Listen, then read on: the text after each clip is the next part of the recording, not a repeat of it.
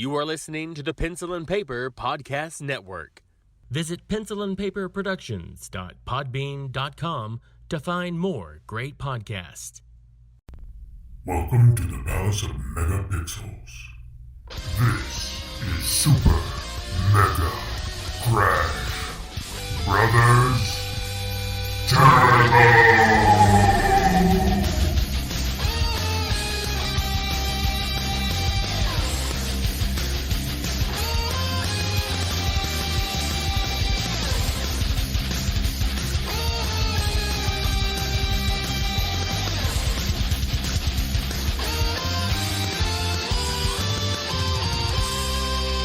Hello, everyone, and welcome to Super Mega Crash Brothers Turbo. I'm your host, Stephen White, and Lace has been here. Hi, this is Lace. Hello, everybody. Hello. As you all know, it's not Lace. You can tell. Oh, sure it is. She went under the knife last week. And I'm back. I died 3 times, but I'm back. My God. This went dark. Look, we decided it might be best because you can clearly tell that Lace is not herself. What you talking about? I'm Lace. So we decided it might be best if, since she's had surgery, she took a week off. Yeah. So in her stead, we decided to bring the prodigal brother home. I'm back. Todd Stark I'm here. with us once again. Lace, I just hope I don't I hope I did you justice with my impression. If you're going to do Lace right, you have to say Happy Monday. Happy Monday, everybody. That'll work. Yeah. And I hope you feel good, Lace. I hope you feel better. She's doing good. Good. For anybody who doesn't know, she had to do a little back surgery. You know, we won't go into great details, but from what I'm getting back from her, she's doing fine. Yeah. I can relate to her back problems. Mm-hmm. I don't know if it's in the same area, but back problems suck. Yeah, she's told me a lot about it. I don't know how detailed I'll let her tell her story. Lace, what do you think? Hello, everybody. My back is just terrible, but it's fixed. Okay, back to the show. There, she told us. Just like that. It was that simple. Also, if you notice the ambiance, and then there's birds chirping, there's people coming in. A red-headed sexy lady walked in. It sounds like old times. It does. We got the echo of the rooms. The birds are new. The birds are new. But, hey, everything is it's like like old the times. mother-in-law suite at the Palace of Megapixels. That's right. You remember this, and you're like, holy shit, I remember how that used to sound. Yeah. And now things are just... And now you're reminiscing in the car, and you probably need to quit looking at your phone. That's right. It's fine. It's okay. fine. It's but, okay. Hey, just reminisce. Think back about last year. Or the year before. It was the year before, yeah. It's been But we did a mini last year around summertime. we did. Yeah. It wasn't like this. This is your first time on a regular show, because even we did the PlayStation 5 episode. It wasn't on our regular show. It was not a regular show. That wasn't a regular show. It was different, wasn't it? Yeah, we were just focused on the 5. We were focused on that. Right now we're doing this is a regular show. Regular show. Kick it off. Okay, well, this is going to kind of go back to old ways mixed with the new ways, because I do my thing. Lace does her thing. I do my thing. But first of all, we're gonna touch on a few of the things that I do like to do, and I'm gonna ask you too, because Lace, she'll sometimes bring up something, but not all the time. Okay. First of all, a little business up top. Podcasters Assemble. I don't know if there has been, as of recording, because we are recording early. As of recording, there has not been a new episode this week. But if there is, I'll definitely share it. If not, maybe you need to catch up. Go check out all that stuff. Todd, you would have had fun in these last episodes if you'd have chimed in. Yeah. But, yeah. I mean, it's Mortal Kombat. Yeah, We're I was going to say talking it was Mortal Kombat. I remember you talking about it. I've turned in all mine. This is the first for me. Usually I'm like, I'll get it last minute or whatever. But I went ahead this time. I thought ahead this time. That's always good to think ahead. So I did that. But yeah, go check them out. Links are in the description down below. Catch up if you haven't already. It's great stuff. Maybe even go listen to past episodes that I'm not in. Or Todd's not in any of them. No. Or Lace is not in. She's only been in the Mortal Kombat stuff. But go listen to all that older stuff. That's what I'm trying to get you to do. Anyway. I've heard I've heard a few things. It was good. Yeah, it's good stuff. It's great stuff. And I'll continue to plug it on here, too. It's great stuff. So I wanted to talk to you about this, because I know we've talked about it briefly, and then I've got another thing I want to bring up. That Marvel sizzle reel. Oh. Was that not? I got feels. Yeah, I got the feels. It was great. It's what the world needed at this point. It was like saying, hey, we know shit's been bad. Yeah. But guess what? We're coming back to theaters. We've all had to do this VOD from home, which I've probably said it here on the show. Maybe you agree. I don't mind No, it's nice. the option, but I do. There are going to be times there's a movie I definitely want to go see in theaters. Right. If Godzilla vs. Kong had come out a few months from now, say it came out in July, Right. I probably would have went to the theater and saw it. Yeah, we're vaccinated up now, man. Yeah. So, yeah. Exactly. We're vaccinated. Yeah, Todd's been vaccinated. I told you guys that I had. Yeah. So we're fully vaxxed. But yeah, I would have wanted to go see that in theaters because I understand the convenience of HBO Max. It's nice. That's when you go. That's when you watch it the second time around. And be like, oh Right. shit, I want to watch this again, but I don't want to go out. I put in my money. I feel like Mortal Kombat was a perfect movie for that. For HBO Max. HBO Max. Yeah. Yeah. Yeah. You know, like those movies that aren't like you need to see on the big screen. Like honestly, I need to see Godzilla versus Kong on the big screen. Yeah. That would have been ideal. Oh man, come on. And I did my best to kind of create an ambiance that we were big screen. Because, I mean, we both got, the bigger screens. Mm-hmm. So we kind of have a home theater situation going on. But it's still not the same. No, it's not. It's about as good as we can get. And I need those Twizzlers. You can't get those fresh Twizzlers like That's that. right. Anymore. And pay $5 for half a pack. That's fine. I go on Tuesday night when the movie tickets are $5. So I did want to ask you, what did you think? Well, for everybody listening, Mortal Kombat, what did you think? I'm going to be honest. I really liked it. You liked it? I liked it. Yeah. Okay. I think you said that you thought it was okay. There are problems with it. Yeah. And you'll definitely hear my full thought process on the podcast. Simple. See, I brought it back around. Yeah. But no, we talked about it on here, and I just think it's a starting point.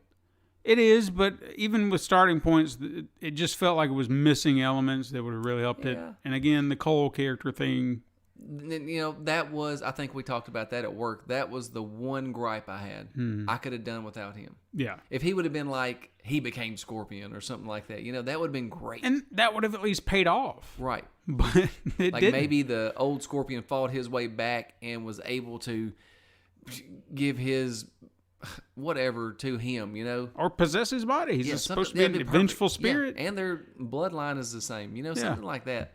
I just did not like the character himself is fine, but when he turned into whatever that golden shirt, I'm like, I was looking for more, like you got Kung Lao throwing his hat, and then you got Kano shooting rays from his eyeballs, and you got Sonya Blade doing her rings, and then this guy has a gold shirt. Yeah, he's like, punch me. He was Black Panther, Gold Panther is what he was. Well, I don't give a damn what you call him, but he just...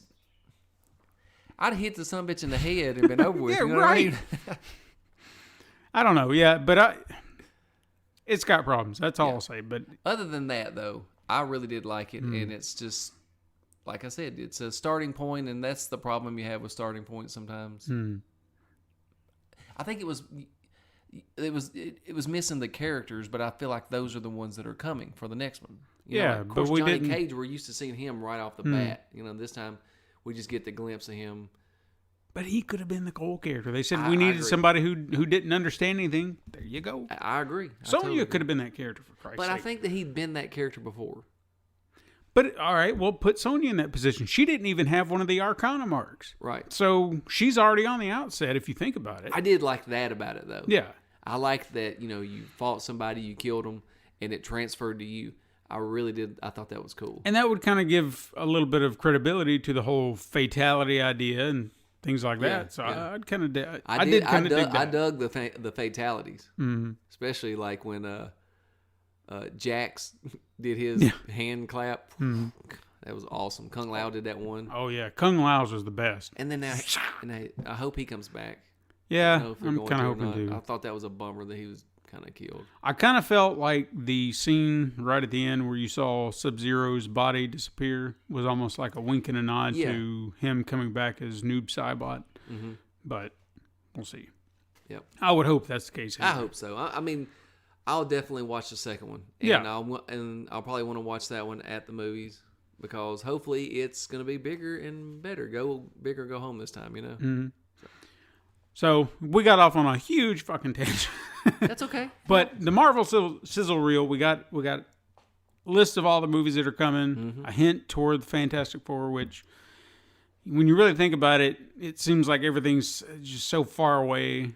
Right. Because they list all the way up to 2023, did they not? If I said yeah, I would be lying. I have no clue. I just was paying attention to what the name the movies. I guess I didn't pay attention to when they were coming. Do you know what would be great? What's and that? I would just kind of have this thought right now. Now, if you kind of remember pre-COVID, before we got to Endgame, it was almost like we started off with maybe like one movie a year, then we got two, then it eventually kind of got to about three if we were lucky. Right. So it'd be like a spring movie, one around the fall, give or take. Right. What if Marvel's new plan would involve, let's say, 4 movies. well, I'm going to rein it back. This year we're getting 4. Believe that, kids. We're getting 4 fucking movies this year. Black Widow, Shang-Chi, Eternals, and then Spider-Man. Shang-Chi looks outstanding, by the way. Yeah, I can't wait for that one. I can't either. But say we go to, let's for sake of generosity, 3. Okay? So somewhere spring, May, April, and then another one in July, and then the other one in November. That's even enough, right? Right. Okay, so say that's the case. Say we get 3 movies a year. Then in between those gaps, we have a Marvel show on Disney Plus. I like that idea. Yes, that way it's constant all the time. Yeah, it's constant, and they can keep moving the story along. 'Cause that's the thing I like about the Marvel universe is everything moves the story along. Yeah, It really does. and everything thus far has moved the story along beautifully. Yeah, even when you thought that WandaVision wasn't going to move anything along, it did. Yeah, those people who like, I get it's a little hard to push through those first 2 because you don't quite know. Either you're invested or you're not, and it's a little difficult to sell that to people. But if you just get to episode 3, I promise you, Right. I promise you it pays off. You've not watched it by now. But anyway, we got off on a tangent. One other thing I did want to bring up, and I meant to tell you this earlier, and I thought, no, I'm going to hold on to this little gem so we can talk about it here. I've told you about Happy Death Day and Freaky. Have you seen either one of those? I've seen Happy Death Day, and I've not seen Freaky. Did you ever watch the sequel, Happy Death Day to You? I feel like I watched a little bit of it on HBO. Okay. If you can, check those out. I recommend them because I think it's a great idea of meshing horror and depends on what lens you're looking at it. It's a blend of genres. Okay, so what? Like 13 going on 30 or Freaky Friday was Freaky, right? Something like that. Freaky, yeah, it was like Freaky Friday and then mixed with a horror movie. Like, what if Freaky Friday was a horror movie? Right. But it almost felt like a specific type of horror movie, but I can't quite put my... Well, maybe like... Scream? No. Shit, nothing comes to mind. I'm sure there's another, like a specific movie they were pulling from, but you just get that. Kind of like with Happy Death Day, it was like, okay, well, what if Groundhog Day, but a horror movie? Right. Boom. Well, they've got another one in the works. From what I'm hearing, and I don't know anything about it, but here's the premise. It's called Time Cut. And it's a horror movie blending Back to the Future and Scream. Oh, hell yeah. But what is that? I've been racking my head all day. What is that? We'll just have to wait and see. Because the Back to the Future concept, all right, so we're talking time travel. Got it. But Scream. What element of Scream are we talking? Like the killer, I guess. And maybe it's people start disappearing, and they're dead. And it ends up being somebody that's close to you. That's right there with you the whole time. Maybe like Doc Brown is the killer and Marty doesn't know it. Ooh, yeah, ooh. Something like that. I like that. And he's got to go back in time and stuff. Okay. That's how he figures it out. All right. I don't know what it is. Yeah, I don't either. But I want to see it right now. Yeah, I'm Go ahead and get on that. Get that to us. I'm invested.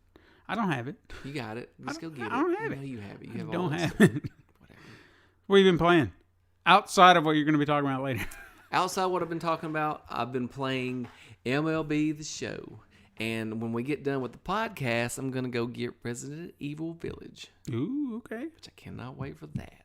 So what do you played the demos, right? Oh, yeah. Did you play both of them? I played both of them. Okay, well, tell everybody what about the first one, because I missed out on it. Lace missed out on it, and I even missed out last weekend. Are you talking about Maiden? There's been 3. Okay, You played Maiden also, though, right? Yeah, I played the very, very first one they did, and there was then no I played combat in that one. Right. Right. Okay. And then I played this other one, which was essentially like an extended version of that, where you just walk around in the castle, and the catacombs. So I felt like I was exploring similar areas, but opened up a little bit more. Okay. But was there another? There was another area where it was like out in the village. It right? was the village. Yeah, okay, there was so the village and the castle. And explain that. Okay, so you start out just on a path, and you come up, and there's this woman, and she's singing this song, dude, and it's like the creepiest shit you've ever heard. Almost, it reminded me of Poltergeist. Mm-hmm. The song. What was the song? God is in His holy temple. That. It reminds me of that. It's not like that, but it reminds me of it. Nobody has seen Poltergeist 2. That old man. My God. He's creepy as shit. I saw your angel. Oh, hey, Caroline. Oh, God, he's so creepy, dude. He molested that girl. Let's hope not. I hope not. Anyway, you hear that, and then she says something about you need to get inside before night or something along that lines. You know, she's giving you some kind of warning, and she goes in and she locks her door. And she's giggling and laughing hacking like a witch, you know, kind of shit, you know. And you start investigating and looking around, and it has that Resident Evil 4 village feel, you know, in that area. Has that feel. The only difference is there's no villagers, there's lichen. Okay. And so you'll get to a certain point, you'll get in this cornfield, and you just start hearing the lichen, and you know that's what it is. Right. And at this point, you only have your shotgun. I mean, you have a pistol, and you can't see them. Like, you can't see the lichen. You can just hear them. So it kind of freaked me out. So I immediately just backed up, and I started thinking, "Fuck! I got 30 minutes to play this. I need to just nut up and go." You know, like Resident Evil always makes me go slow. You know, like I'm ready for the fucking scare by the time it gets there. You know, so. Luckily, I went back down and went in this thing, and I ended up finding a shotgun. Mm-hmm. So I felt a little ballsier after that point, you know. So I'm like, well, fuck this, I'm going, you know. And I start going, and here comes the lichen. Of course, the lichen chased me back down the fucking hill. I mean, they're gonna be tough. Mm-hmm. I mean, they're not zombies. They're bullet sponges.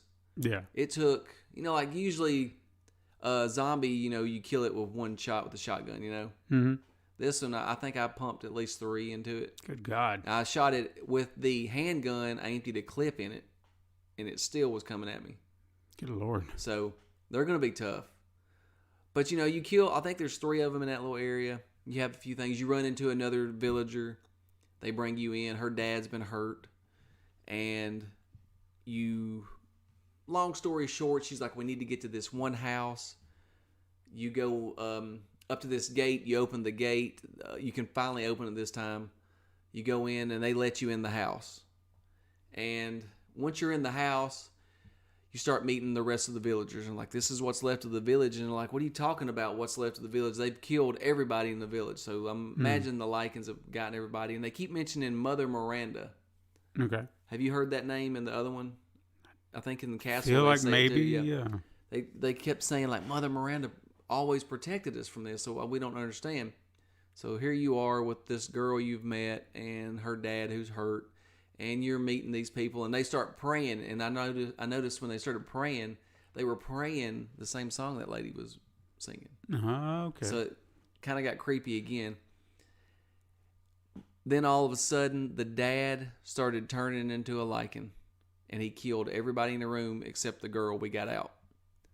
And we get into this room, and in the process, a lantern gets knocked over, fire is starting, the house is burning, you're trying to get out. You get in this truck, and you start bashing the wall. You get out through this part. And I skipped the fucking cutscene, but I think all I missed was, I think the girl jumped, I think she committed suicide. I'm not sure. Oh, shit. I think she jumped back down to where her dad was because she was kind of freaked out. He tried to kill her too, you know. But then I went out the window, and I seen mother, after when I hit the ground, I grabbed one of these, you're always looking for some kind of spear or some kind of plate to put in a door. I was trying to go to the church. I found one of the spear or one of the plates. When I went through the gate, there's Mother Miranda, and my demo was over. Okay. And I imagine it was the same way as the castle demo. Is you didn't get a full 30 minutes. I finished the castle demo in 11 minutes. Oh, wow. So when I got up through there, those things were chasing me, or something. No, the girl, the one that turns into the bees or whatever, she was chasing me, and I slipped through this thing, and it was like, "Hey, you finished the demo." I'm like, "Well, damn, I would have kind of hung out and died or something, you know." But it's gonna be that blend, I think, of Resident Evil 7, the first person, and all that kind of stuff with the people hunting you. And the village is going to have that Resident Evil 4 feel, which I love that. That was probably my favorite, aside from part 2, probably my favorite Resident Evil game is part 4. Yeah. And that's kind of what I gathered from it when I ran into, did you ever go back and play the other demo, or was that? It wouldn't let me. Shit. Once my time ran out, I was done, because I ran out of time on that one. Now, I could have went back and played the castle demo, but I was like, nah, I feel like I've seen it. And the game comes out in 2 weeks. I'm just going to wait. Fair enough.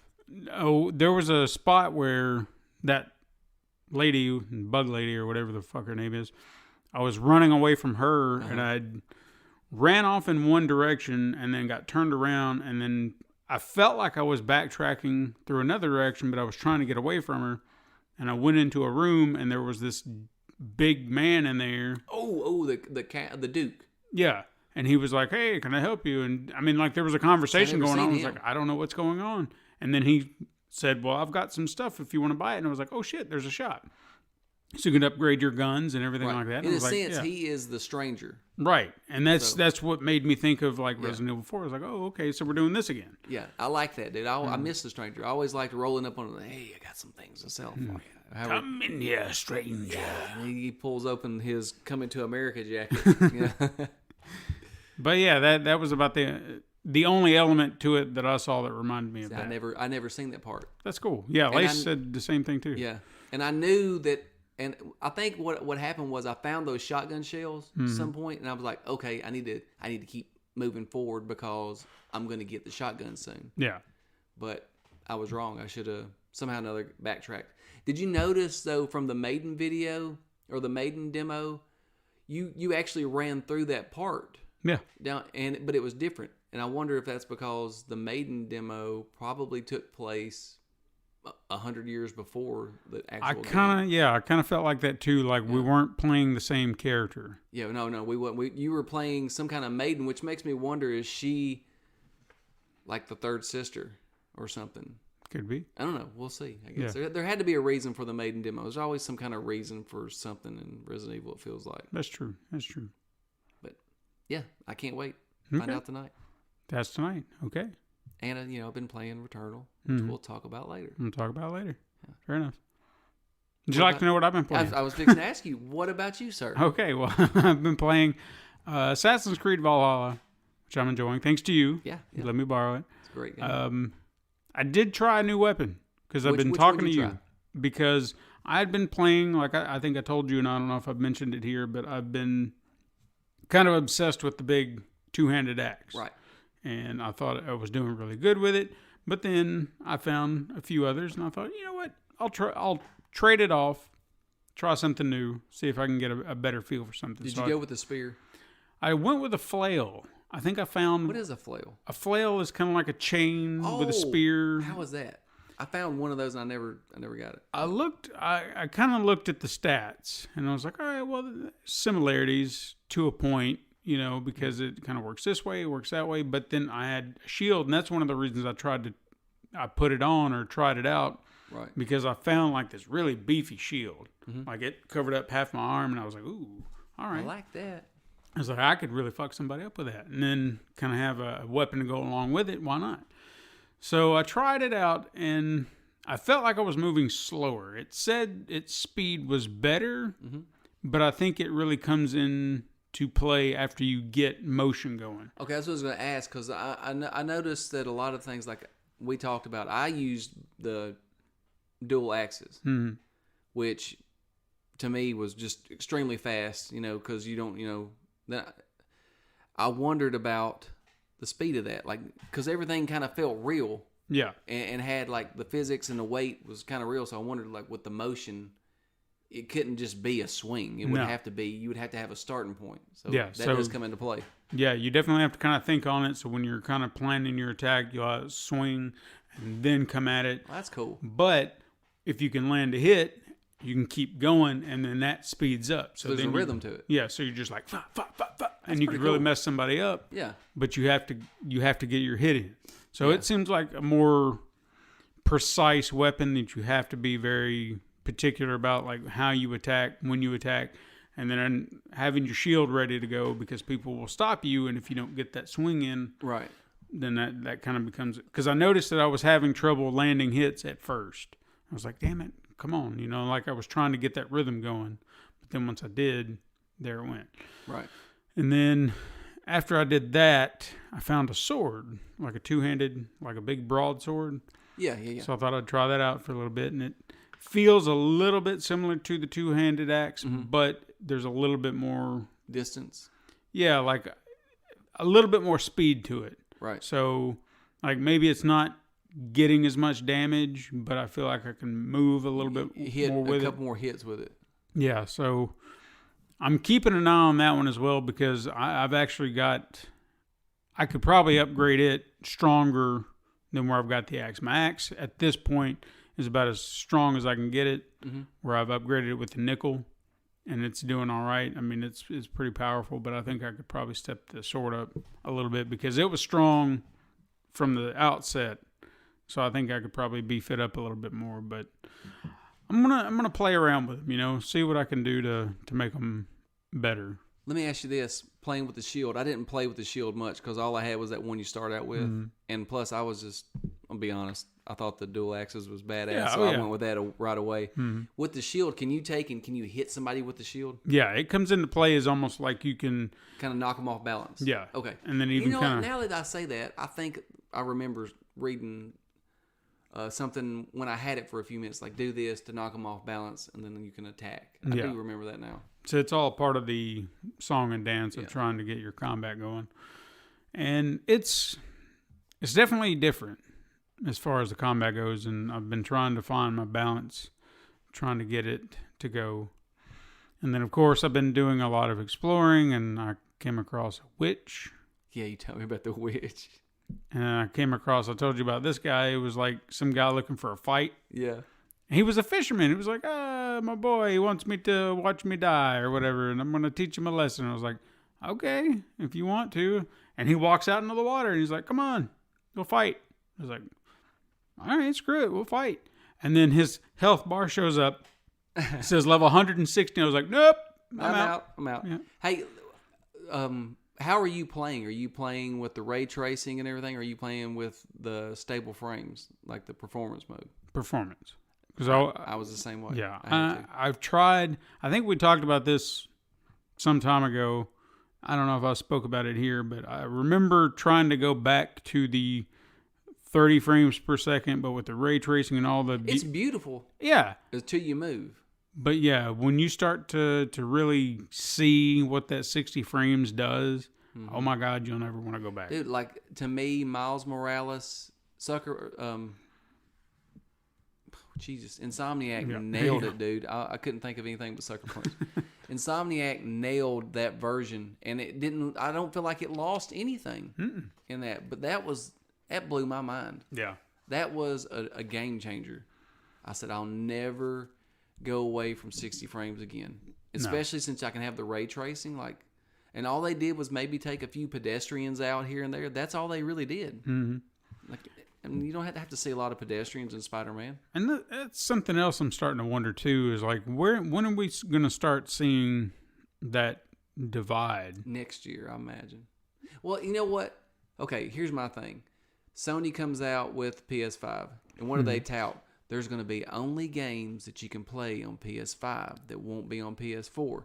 Then the game comes out. It's also on PS4. You want to know why I think they did that? Not only is it because, you can't ignore 120 million people. Sure. Right? Especially with one of your biggest IPs. It's all about making money. You want to be able to make games later. But if they only put it on PS5, think about how many people that wanted a PS5 that could not get one at the time that would be so pissed off. And you're already taking PR hit after PR hit because of scalpers at this point. Mm-hmm. I think that's why they did it. And I think they knew that it was going to be hard to get because of COVID and constraints and the semiconductors not being able to get none of that stuff. Yeah. They knew, and they had to backtrack. Oh, well. It's really surprising to think that I even have, or that you even have, a PlayStation 5 right now, considering all the stuff we've heard about the scalpers and the fact that it's still going on. Well, the scalpers is not as big a problem anymore. They've actually kind of handled them. It's just the fact that if you really want one still, and the way you got it would be, you can get one. It's just you have to be on it. You know what I mean? Yeah. This whole nonchalant, there's one, I'm going to get it. No, you got to be on you got to be ready to go. It's so ridiculous. It is. And it's, from what I understand, it's not as much scalpers anymore as it is the fact that the semiconductors is what they cannot get. Mm-hmm. That is the big deal. And it's like crisis level is what I'm reading. Yeah.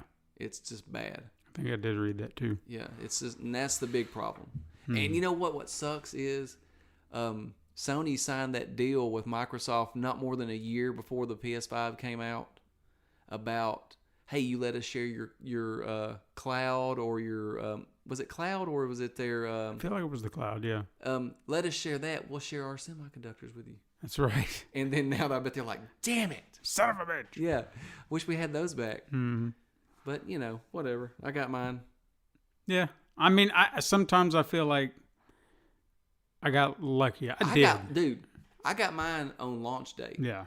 And I walked. Well, I don't know if I told you, but we watched the that PS5 reveal. They're actually going to show the console, so they show it and they say it's going to be available for pre-order everywhere tomorrow. So I'm sitting there, I'm like, okay, I'm trying to map my plan out. GameStop doesn't open until 12. I'm going to call, make sure, see, are they going to still open at 12 because of COVID, or are they going to open a little bit earlier just to get ready for this? Mm-hmm. And when I called, they said, hey, we've already put the pre-orders up. If you want one, you're going to have to get down here now. And I'm like, I'm on my way. I'm screaming, get in the car. Yo! Yeah. So and I called you on my way there. I called Brent, because you were the two that I knew that were in the same search as me. Yeah. And I don't know that even me telling y'all that y'all would have not got one, because I think they had 15. I got the 14th one. The guy behind me, I heard him say, I'm here to pre-order the PS5. They were done after that. That's and insane. I got lucky. If I hadn't called to get everything straight and figured out, I would have never got one, because Walmart jumped the gun. Everybody went. That's true. Yeah. So, yeah, and I can't believe Walmart has that much power. Well, we're going to find out more about Walmart in this week's news. How about that? You want to talk about that? Yeah. Okay, so I got some news. Let's kick it. First of all, I want to talk about the Epic versus Apple saga that's been going on. Please tell me about this. I don't understand this. Well, Lacey's been kind of keeping us informed, and I don't really feel like anything this week moved the plot forward. I was reading something. They said that it's almost like Xbox versus Microsoft. Well, yeah, that kind of comes into play here, because two other companies kind of got mixed into the story, and it's just kind of odd. So let me break it down to you. So, interesting things that are coming out. For example, Epic Games co-founder, whose name I forgot to write down. It doesn't matter. He's the co-founder. No, it's not Sweeney. It's not Tim Sweeney. No, I can't think Eric of it. something or another. I don't know. I didn't write it down. I had it written down. I must have deleted it. I don't give a shit. Anyway, the Epic Games co-founder, I don't want to say outed, but I don't really know another way to say this. But I feel like he kind of did. He put him on Front Street. He outed Walmart's plans to launch a video game streaming service that they had codenamed Project Storm, and I know for a fact we talked about this. This is a Truth or Trash or something some time ago. I think you're right. I swear to God, I know we talked about this. Because I said trash. Yeah. So apparently it was real. It was a true thing. This service would have implemented several now familiar features like phone streaming, where you can kind of put your phone on your controller and then you play on your phone. Right. That thing. We've seen who does that. All of them do. Yeah, okay, so everybody's doing it. Projects, Remote play. Remote play, yeah, pretty much. That's what it's called with PlayStation. I think with it's Project X Cloud or something like that with Xbox. Yeah.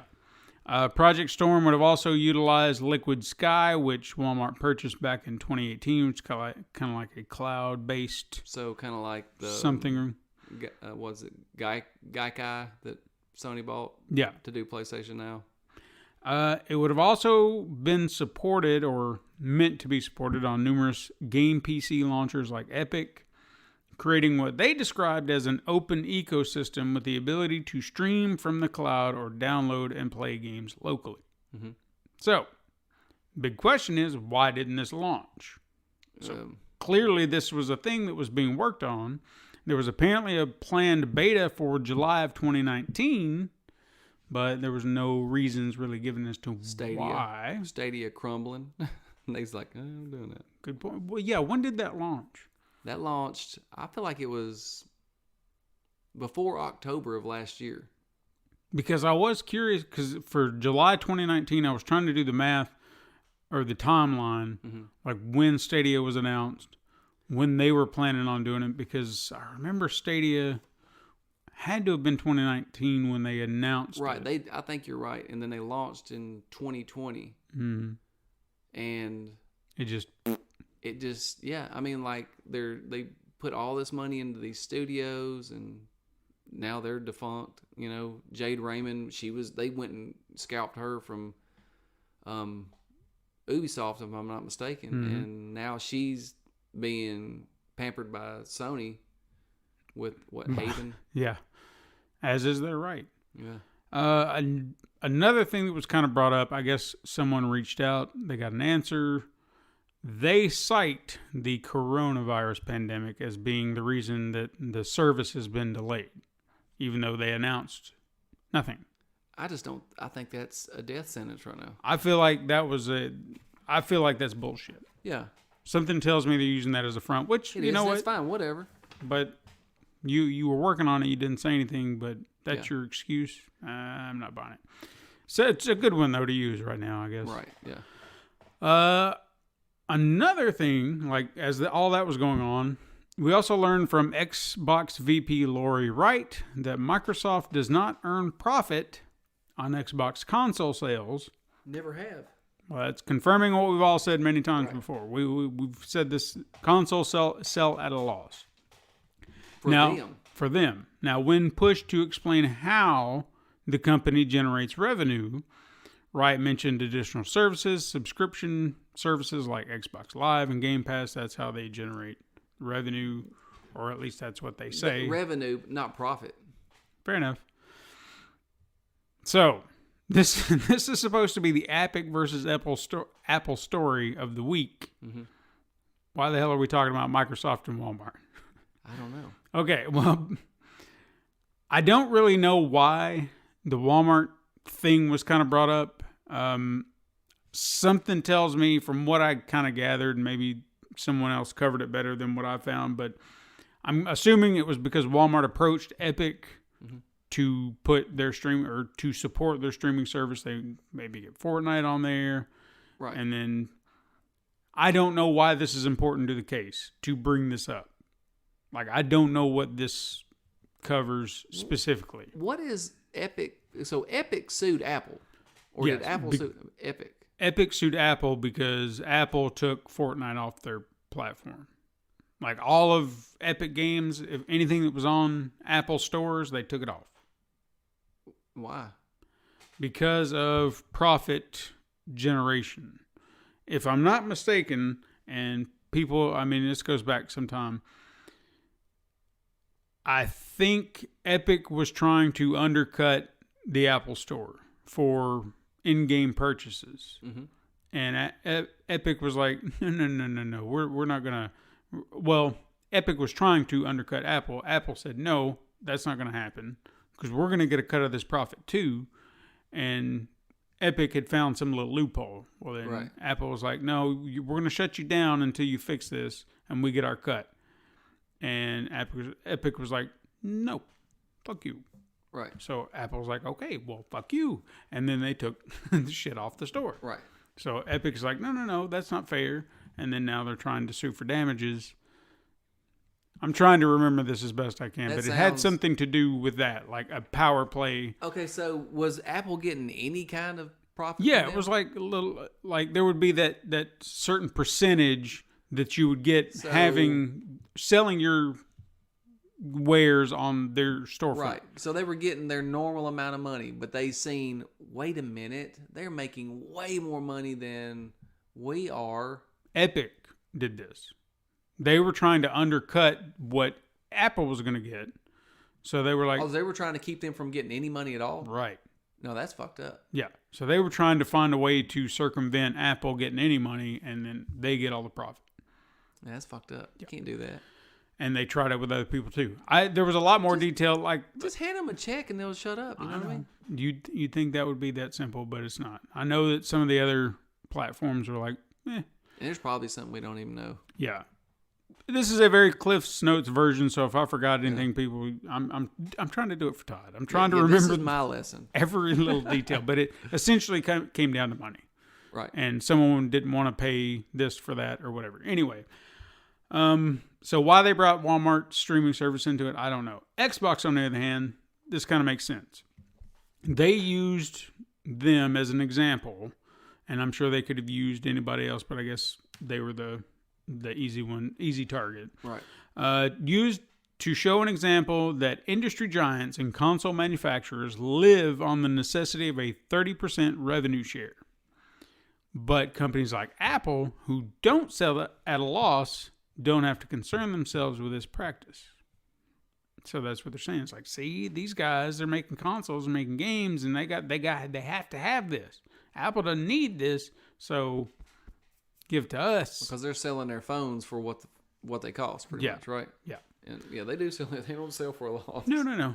But, I mean, you take a look at all the pricing plans and everything. I mean, the money we pay for our phones, we don't realize that we're paying, I mean, unless you look at the bill, Right. that you're paying $1,100 or more dollars for a phone Right. because you're not paying for it outright. You're Right. paying part of a payment plan for your phone service and all that stuff. So it's just like, Patty ain't paying for that phone. well, Patty's not. Patty will not pay for that phone. She ain't never going to hit it. But, I mean, this is what's happened with the Epic versus Apple thing. Nothing really got pushed forward. Just some Kind of putting people on blast. yeah, it's just like, hey, look at them and all that stuff. So it was kind of an interesting thing to do.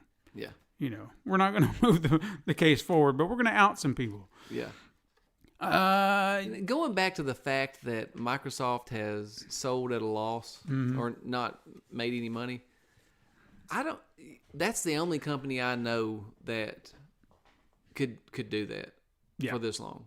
because they have such a sustainable growth everywhere else. So I mean, They're just like, you know what, just go. We're just gonna. They're just gonna compete. They don't want to win. They just want to compete.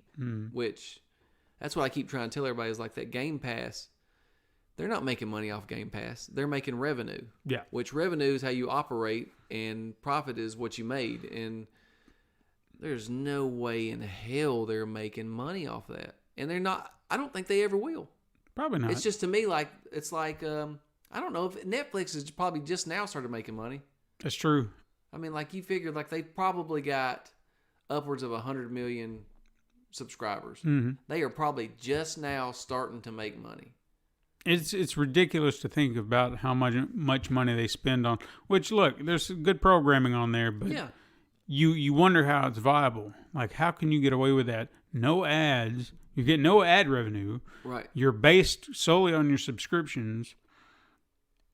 But I guess there is that. I mean, their deal practice, like how they, like you make your movie and we will buy it from you. But Right. they're still throwing Right. a lot of money But at you these think movies. with 20 million subscribers, which is not a lot, you're getting that revenue every month. That's true. So I'd say there's more than 20 yeah, million. I'm just saying, just use that, a very low number set at that point. You're not making profit, but you're able to pay everybody. I mean, 20 million every month. If you go, okay, well, we can't buy this movie this month, but we'll give you the money next month. You know, Yeah. and you're paying your people. Nobody's got to worry about anything. You start putting better things. Your subscription base starts going up. Next thing you know, you got 40 million. So then 40 million times $20 a month. That's a lot of money. And you think about the money, like, how are they in debt? How would they be in debt? Because even using your logic, saying if it's 20 million subscribers at $20 a pop, hypothetically, I know not everyone pays the same, hypothetically, $20 a pop, 20 million subscribers, that's $400 million a month. Right. I mean, that funds a good movie. Yeah, it funds a movie, but you got to look at how much. Okay, you've got your building that you're in. How many buildings do you have? Your With servers, yeah. Your employees. I mean, you're going to eat through that 400 million. And then how much does it have to have the rights for all those movies on there? Yeah. So there's a lot of operating costs. You're able to pay for it every month, and it's almost like nonprofit. Nonprofit organization. Who cares if you're making money hand over fist? You're able to live, and you're able to pay your employees. You're able to pay your salary. That's true. all they care about. That's all that matters, And I guess that's how Xbox is kind of operating. Because for me, one, I play a ton of different games. You do too. Game Pass would be great for us. Oh, yeah. Now, you take somebody that all they play is Call of Duty. I know a ton of people like that. That means by the end of the year, I don't even know what it costs to get a Game Pass per month. Is it $10 or more? As far as I know, it's still at 10, but it might be just more. say 10. You're paying $120 for that Call of Duty game. Yeah. Which, some people do anyway when they buy the... Well, I mean, if you still probably have to buy the downloadable content. Oh, yeah, that's true. So you've never paid for your game. And eventually they go, okay, well, say you like playing Call of Duty World at War. Next month, Call of Duty World at War leaves. Oh, shit, that's my only game that I like to play. Mm-hmm. I know people that's all they still play. That's insane. Yeah, I mean, it was a good game. But, like, for people like that, I just don't... It's not a good business model. That's true. That's why I'm just like, I'm buying my games. Fuck it. I like my shit. No, I know what you mean. Yeah. Would you like to know how else they're going to lose money? Yes, I want to hear it. Because our next story, you remember Halo Infinite? Oh, God, this is a mess. That thing is in a just shit spiral. Yeah, you remember that demo that came out last year? What, didn't that just blow people away? Oh, yeah. Okay, what was the little guy's name that they kept showing? Alex or no? Alex, something like that. I don't remember. His face, that's all I can see. Yeah. Well, I don't know if you saw this, but a new report came in featuring an interview from a former developer with 343 Industries. And in it, we're going to call him Mirando because he never gave a name, which is probably NDAs and whatnot. Right. He talks about what's been wrong with this game. Now, it seems that problems began with the game itself being way too ambitious from the start. Right. So this led to a lot of the troubled development. It seemed that Microsoft wanted a semi-open world game, and they didn't quite know how to go about that. Furthermore, the engine they were using wasn't equipped to do that, so they had to create a new engine, which is where 343 Industries comes into play. That's a ton of money creating a new engine. Mm-hmm. Which kind of leans back off to that whole $500 million price tag. That was another truth or trash. Goddamn, they're coming right and left. Anyway, 343 Industries, they were tasked to create the new engine. but you still had a team making the game Without an engine. without the engine. So now you have this workflow issue because someone's making an engine, but you're still making a game, but not on that engine, but on something else. So it doesn't work. No. So that just caused more issues. And that is actually the end result of that demo that we saw in It 20. was trash, dude. It really was. I was like, are you kidding me? And this developer, he's been nice. He said a lot of the issues just weren't ironed out yet. Sure. Fair enough. Mm-hmm. Because of this ambitious process, apparently numerous cuts have been made, not just from multiplayer, which I know everybody loves. Mm-hmm. That's the bread and butter for that game. But single player has also been knocked down as well. But as a kind of ray of light, and take this as you will, the former developer said the game is coming together. It's starting to look a lot better. But he also said don't expect a masterpiece. And they're going to put it on Game Pass, and it's not going to matter. Yeah, that's true. I mean, you're right. That's another thing. It's like, how do you keep these studios going? At some point, Microsoft goes, okay, we spent $8 billion on Bethesda. Yeah. And you're going to take all their games and put them on Game Pass? I mean, at some point, like, that revenue turns into negative. Everywhere else, bottom line, really took a big hit. Hey, we lost $500 million this year on Xbox. Even though they're like, our game revenue is up 238%. That's what I think I read. Hmm. That just means that you're making more money each month. That doesn't mean, that doesn't talk about the fact that how much are you spending each month. That's true. You just this revenue went up. Yeah, I don't know. I think the whole business practice that they're going about is bad for the entire gaming community. Like, I would rather pay $70 for a game and support a studio that I like rather than being a number on a data sheet that Microsoft goes, look, this many people played Game Pass. Yeah, but you laid off half the fucking studio or you closed it because they couldn't support themselves anymore. Yeah. Oh, yeah. It's just stupid shit. Well, I'm going to segue into our Quickets. With a very similar story, and I'd like to hear your take on this. Actually, our first three Quickets are Sony related. Mm-hmm. So first things first, Sony is kind of getting embroiled in a lawsuit concerning its decision to no longer offer digital game codes for sale at retailers. Mm-hmm. Now, the consumers behind this lawsuit claim that the company has created a monopoly in which it is allowed to control the price of all digital PlayStation games, and this I found humorous, making them up to 175% more expensive, the digital games, than a physical game sold in a competitive retail market.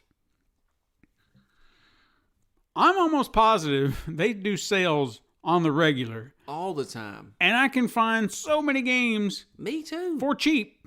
Hell, there's a gold sale going on right now. And I could go down to GameStop right now and find that same game for $30, $40 or full price. You will go into GameStop sometime and go, I'm going to buy this used copy, and it'll be $45, and they'll go, dude, we got it brand new for $29.99 right now. Mm-hmm. Get the new copy. That's insane. Right. So I don't really know where these people have their facts. They're trying to make that money. Yeah, it doesn't make any sense. And personally, if you're going to go out to the store... Why not get the fucking real game? Yeah. I mean, why do you need I think what people are wanting, and because I don't see myself going to Wal-Mart or Best Buy or GameStop and saying like, man, damn, y'all don't have that digital code? Yeah. Man, I'm so mad. No. That's why you go on to the storefront. Yeah. All I did was streamline it. Yeah. They're just like, why go out there and buy that? Even at Amazon, it seemed kind of weird to buy the game code unless they just had some massive deal, but even that is rare. Okay, here's what you can do. You want to go to GameStop and buy a digital game? Go and get you a PlayStation Store card, and then go on there and put the money on there and get it that way. Yeah. What's the damn difference? Yeah, they didn't say that they were getting rid of those. You No, can they're still go not. do all that. Yeah, you can get all that. What is the difference? I don't know. I don't know. I think they just said, look, this is what we're going to do. I'm pretty sure GameStop gets a cut of that. It just probably got messy for everybody, like giving out codes all the damn time and digital. I don't know. I've never understood going to a store and buying a digital code anyway. Like, the only reason I could see that being viable is if you know somebody. Say, let's use the PlayStation 5 for example. Say if I had the discless version and you had the disc version, and I wanted to get you a gift, you wanted to get me a gift. You knew I couldn't have a disc version, so you wanted to give me a digital copy. I know they don't have gift stores or whatever, but say hypothetically that would be a way to do it. So but you could again still give me. I'm just going to give you the codes for $20 worth of cards or however much the game is. Yeah, so it could still work. I don't know, man. That's what I think is like. I'm like, you got digital currency, just get that. Yeah, that's what you do on fucking roadblocks. I mean, me personally, I'm kind of in that same, like, if someone was like, "What do you want?" and I was like, "You want to give me a gift card or something?" So I'll go buy, because I don't know what to tell you right now. I don't even know. I don't know. So yeah, there's that. I really don't know what they're talking about. I think it's ridiculous. So moving on. PlayStation partnered with Discord. I'm going to integrate into the platform, I guess. Yeah, I don't deal with Discord a lot other than chatting now. I think you can, if I'm not mistaken, I think you can start chats in a party and then launch games from there on PC, I believe. Perhaps. Maybe that's don't do that. what we're going to get. I don't know. And, because when you're chatting on in a party on the thing now, you can launch a game from there, so maybe this is just a way to help with PC crossplay. Okay, that would make sense. This I would didn't be think a way about that. for, maybe it's integrated into the whole party chat, and people on PC now they can chat with people on thing. Maybe, I don't know. But at least that would make more sense, because trying to do that for PlayStation 5 in general, it's odd. But we'll see how it works out, because right now it just seems kind of, I'm not quite sure how you're going to integrate it, but I'm open to the idea. I just want to see what they're going to do. Right. This would be cool if it's true and if done right, but I don't know how the technology would work. A patent for the PlayStation 5 was discovered that, if implemented, would integrate a technology that could determine a player's skill level and adjust your difficulty accordingly. Now, I heard about that before the PS5 came out. Mm-hmm. That it was some kind of new AI thing that would just automatically adjust, and the thing would learn, almost like Madden did for a while. The baseball game does that now. It's like kind of like dynamic. It just changes on the fly. I like that, and I don't like that. Like during the baseball game, I like it because I'll feel like I'm getting good, and then it'll go, ooh, difficulty increased. And then next thing you know, like I'll just go on a slide like I can't do shit for a little while. Yeah. All of a sudden it gets outrageously hard. See, if it could find a way to kind of balance it out a little bit, like it realizes how good you are and could say, okay, well, maybe these enemies are going to stay kind of weak, but maybe we've got one over here that's going to give you a bit more of a challenge, because this is supposed to be a tough character. But we're not going to adjust up the low levels because you're good at that and your skill level says as much. Kind of reflects that. It'd be weird, if some lackey started whooping your ass all because of a difficulty curve. Yeah. What else we got? Oh, Witcher 3 director, and I'm going to screw his name up. Konrad Tomaszewski. Konrad Hattie. He is a Polish guy. Tomaszewski. He's all right. This guy, he directed Witcher 3. Yeah, we're just gonna say, and he's apparently a garbage person. He resigned from CD Projekt Red due to investigations from the workplace due to bullying allegations, and he did not deny it. That's what I'm trying to say. I would think that that's part of the culture over there. Probably. So no big surprise. Gamescom will be a digital event this year, which is also no big surprise. Right. E3 2021 is also all new, all virtual. Hosted by Greg Miller and a kind of funny cast. They're going to have that experience, and I'm surprised they're actually getting a lineup. So I don't know how this works, but still just kind of neat that they've got a lineup. Has Sony announced anything for that? No. Because I figured they won't do anything. So far, the studios, and this is not a full list thus far. There may have been more since we were doing this right now, but the list I have thus far is Xbox, Nintendo, Sega, Ubisoft, Capcom, Square Enix, WB Games, Bandai Namco, Gearbox, and a few others. Right. I think Xseed was one of them. Xseed, what is that? I don't. Is that like a I know game that card or something? No, I can't remember what they've done. I know I've seen a game or two of theirs, but I couldn't tell you what offhand. Oh, like the game Xseed? No. Like it's their studio. Oh, okay. But I couldn't tell you what they've done. I'm sure when I see it, I'd be like, oh yeah, they did that game. I don't know what it is. That one. That game.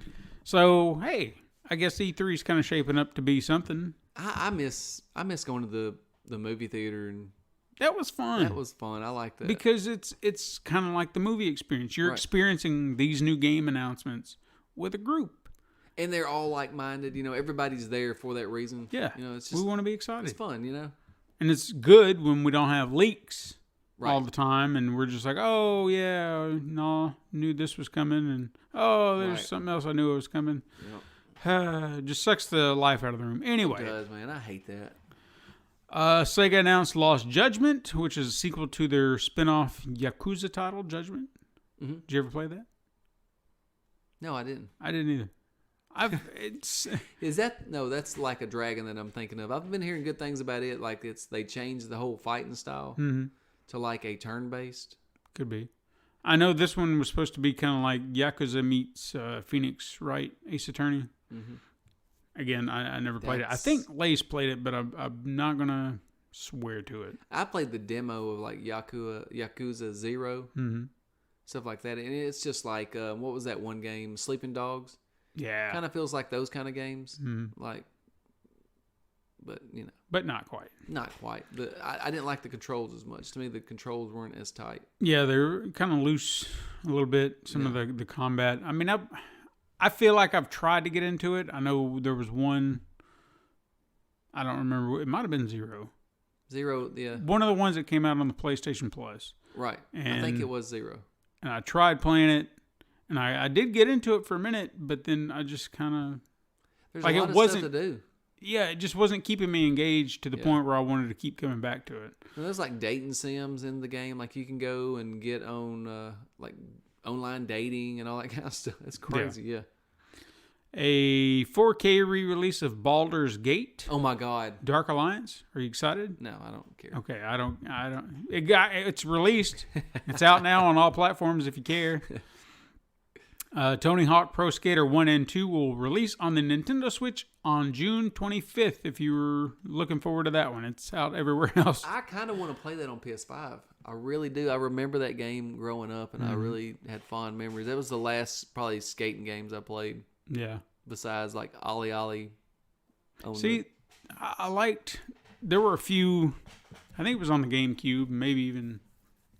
Had to have been the GameCube. There's a fly. That's a big fly. Your ass on somewhere. Like his ass is so big. Like his name is Frank.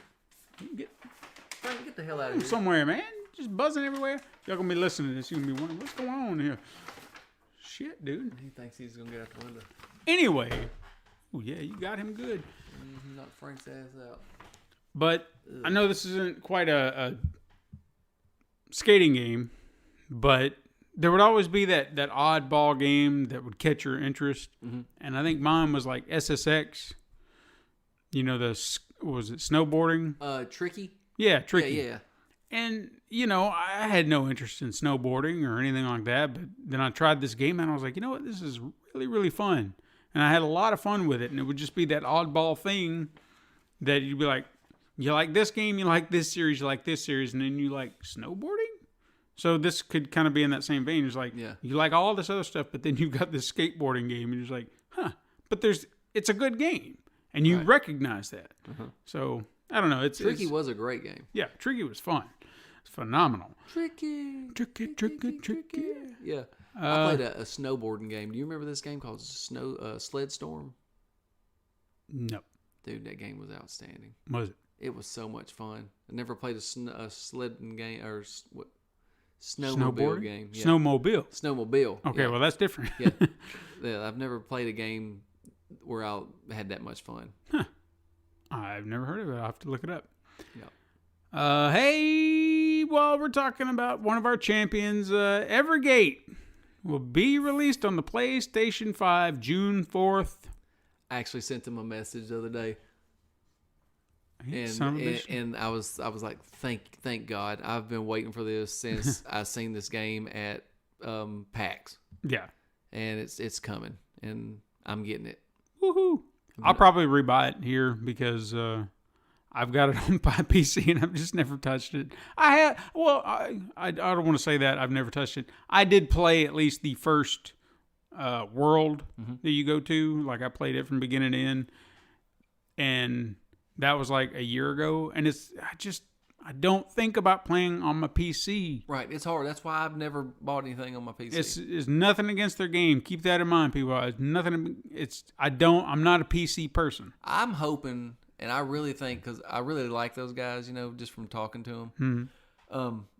I really want this thing to really get like a really big push from the PlayStation Store, and I hope it does. Yeah.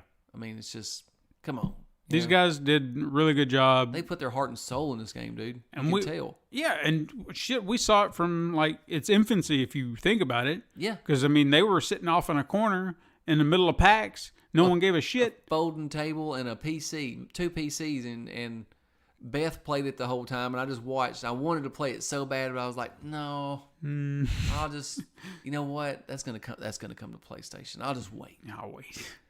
Now here I am. But the beauty of it is, we couldn't have been the only ones who knew it was special, because by the end of that weekend, dude, people were flocking. They could see it. Didn't they win a prize for that? I think so. And then the following year, they were part of the main floor. Yeah. That's insane. Uh-huh. But kudos to them. We sing their praises all the time. I mean, they just created a little character. What's the key? Key. Yeah. Great character, dude. Yeah. Wonderful character. Yeah. I wanted that plushie so bad. I got 2. Yeah, I never got one. Well, see, it's one for me that I can display, and then one for Katrina, so she can because she was like, oh, I want one. And I was so like, cute, dude. Damn it. That's why I had to get 2. I didn't want to give up mine. No, I don't blame you. I wouldn't want to give mine up either. Hey, do you remember that the Queen, the Queen of England? Yeah. She had a 24 karat gold Wii.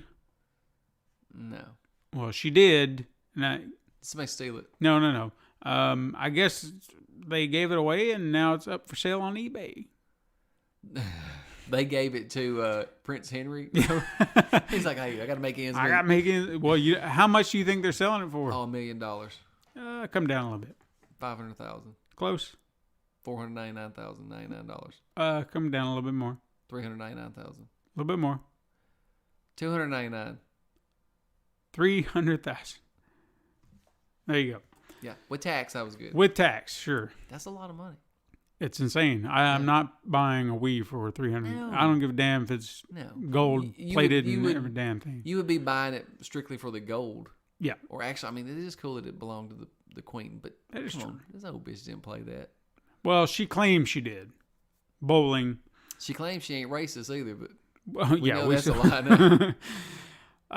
Hey, what about that mod that put Barney in that Village? Is, like you said, nightmare fuel. Yeah, that was just weird. That would have weirded me out. Just because, I mean, it's not Barney. It's just the idea of what it is in the game. It's weird.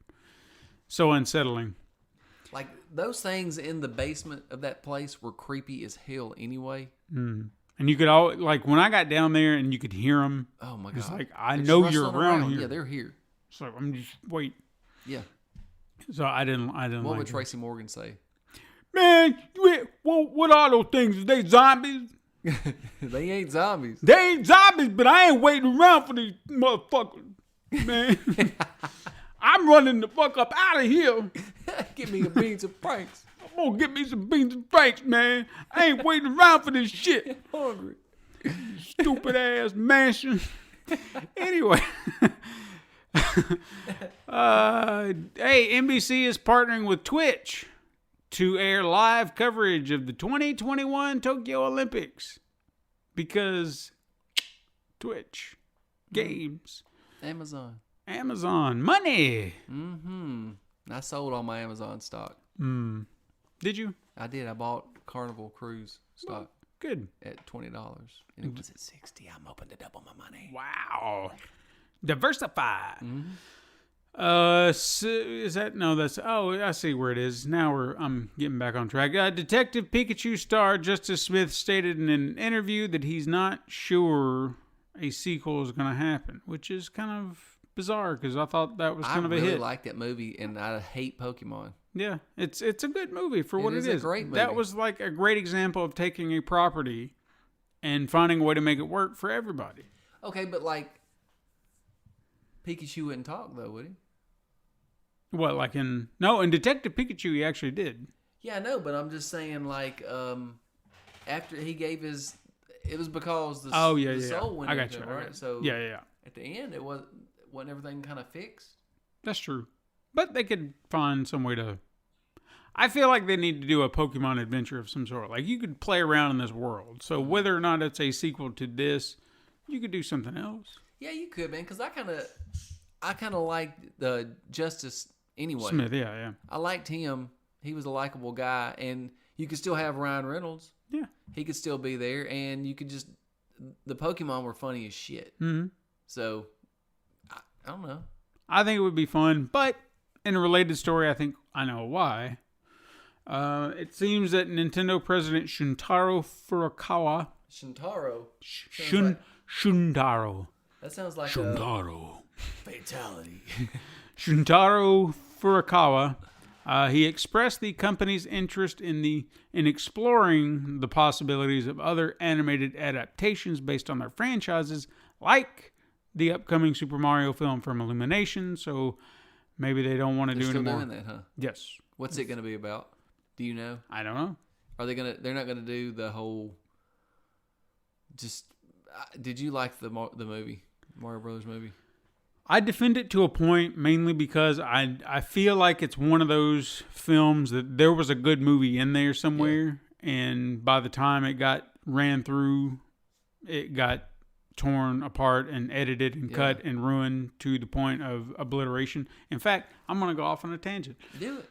Because this is a similar story. Batman Forever. Mm-hmm. Do you dislike, kind of like... I love the first two. Batman Returns, Batman Forever, and those that I can do without, but they're just... Like Batman and Robin go straight to hell. Yeah. That one's a garbage. Batman Forever was George Clooney, right? No, that was Val Kilmer, and then Tommy Lee Jones, Jim Carrey, Riddler, Two-Face. Yeah. Okay. I do like that one. Okay. Iceman was Mr. Freeze. Mr. Freeze was in that one too, right? No, he was in Batman and Robin. Batman and Robin. Okay. Then no. Okay, so Batman Forever.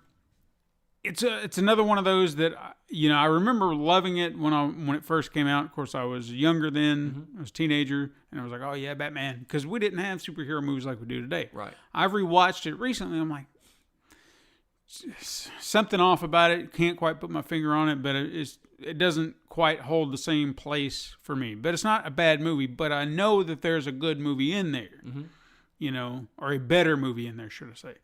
Well, apparently there's some. Story kind of going around that there is a director's cut out there that would add probably 23 extra minutes to the movie and flesh out and actually make it darker in some places. Good. That would kind of flesh out some of the finer details, especially to Bruce's story about the having to go to a therapist and what all that meant. Like I don't know if this is going to happen or not, but this is kind of in the same vein of what I'm talking about with Super Mario Brothers. There's something else there, and somebody just put it on the chopping block and turned it into what it is. Right. But some of the stuff they were talking about with the Batman Forever bit, as far as what is missing, had to do with the guilt, that Bruce was dealing with, and why he was struggling with all that, and why he was going to therapy and the dreams and stuff like that. Right. And there was apparently a page or something in his dream where he's remembering as a kid and he's thumbing through this diary, and then there was a line, and all it was, and if you think about what this implies, it really is, it sets a dark tone, but it's like, holy shit. he reads in a diary from his dad, Bruce wanted to see a movie tonight. It's his fault. Right. So then he puts that, he sees that, the guilt associated with, oh shit, I killed my parents because I wanted to go see this movie tonight. And what that just brings to the whole thing. I honestly feel like it's because they wanted it to be lighter in tone.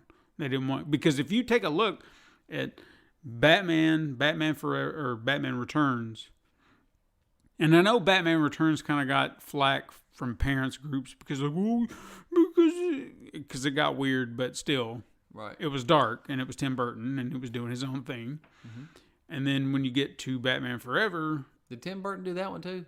He was on board as a producer, but I don't know how much producing he actually did. It may have been just maybe like one of those.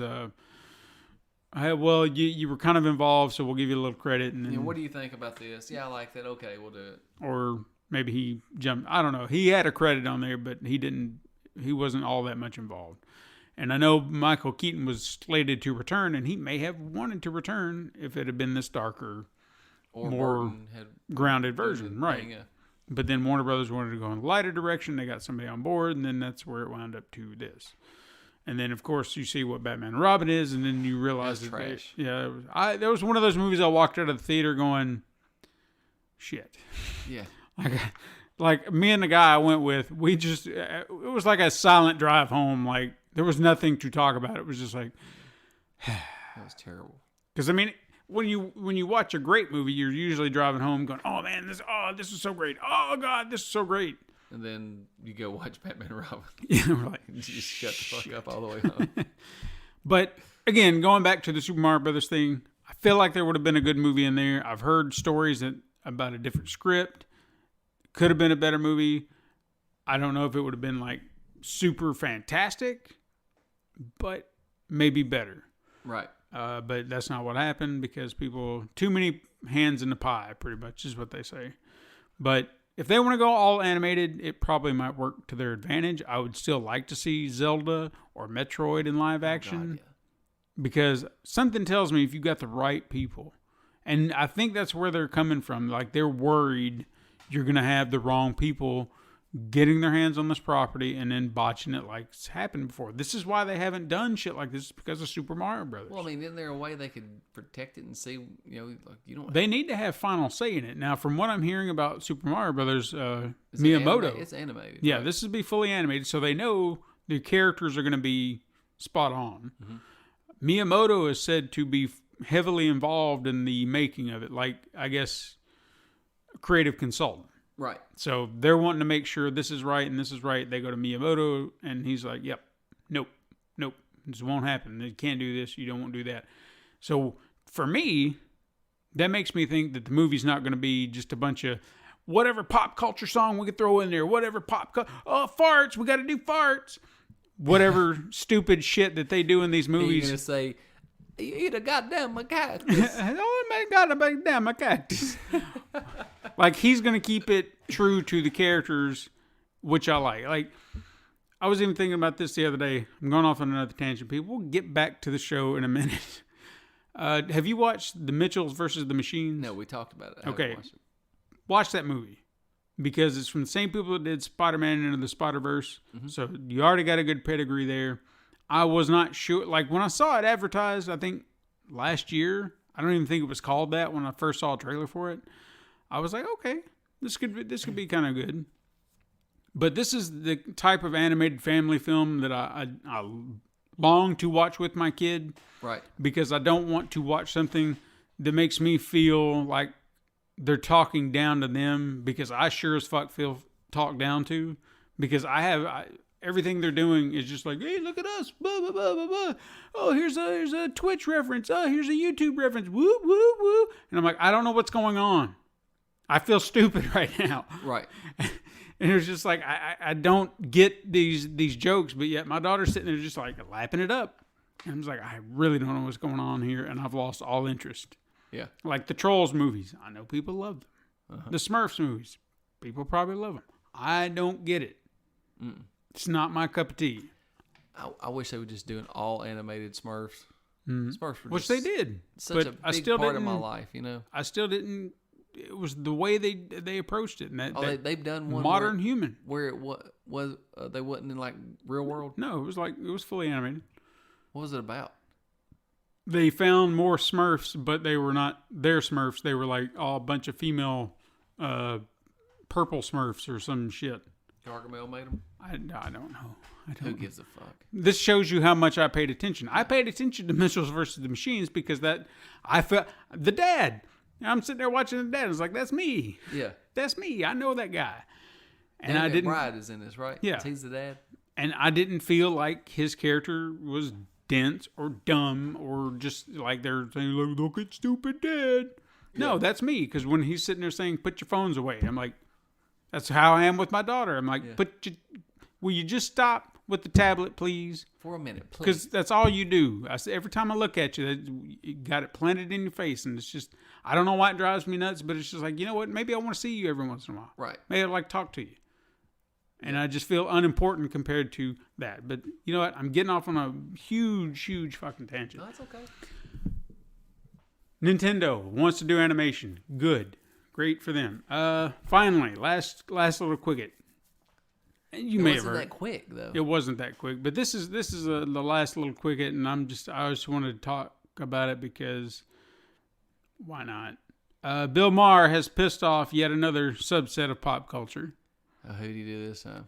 Well, you know, people like Twitch. Uh-huh. People love watching Twitch and Twitch streamers and Twitchers, and he called Twitch a fucking waste of time.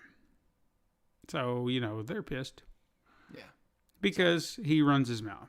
Whatever. I don't care. I don't watch him anymore. I mean, for him, I would see him. It is a fucking waste of time for him, but like other people, it's not. I know.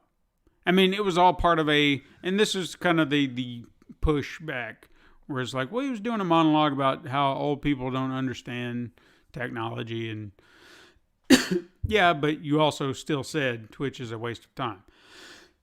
I'm getting that tickle in my throat. Get you a drink of water, baby.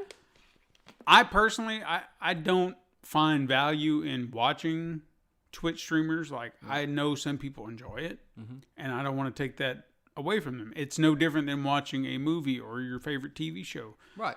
You've seen it 100 times, but maybe this is what keeps you happy. This is what you enjoy doing. I want to play the games. That's why I don't really care to watch people play them.